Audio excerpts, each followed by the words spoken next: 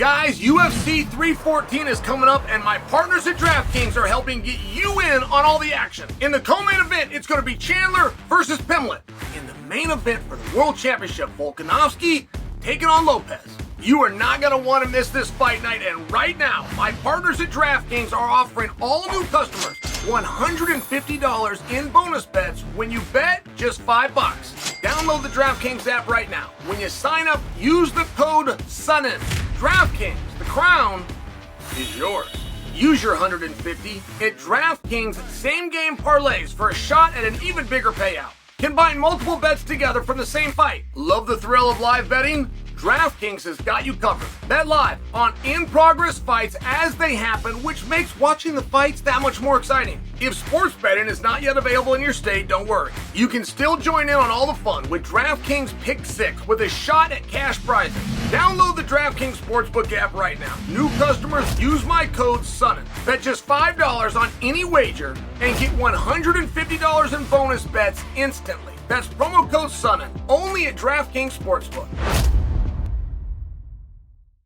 All right, perhaps you would call this inside scoop. I was just sitting with Dustin Poirier, and I'm doing good guy, bad guy. I got Daniel on one side, I got Dustin on the other, and I talk about how murky the waters are at 155 pounds.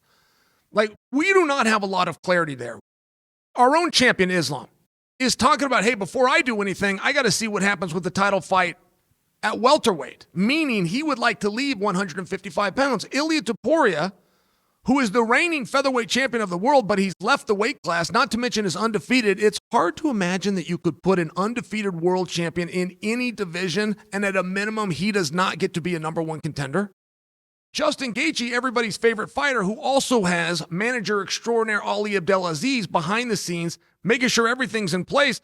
Justin Gaethje thinks there's going to be an announcement that he's going to be fighting for the world championship, not to mention Islam would agree to that. Okay, fine.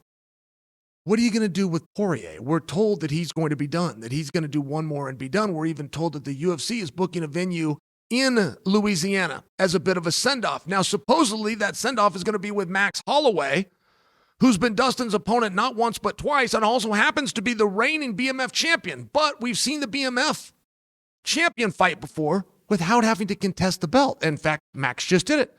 Max was the BMF champion going into his last fight, which did not go his way, but Max left there with the championship. So I'm only asking, as a fan, will the BMF be contested in this special event? And I asked that question to none other than Dustin Poirier.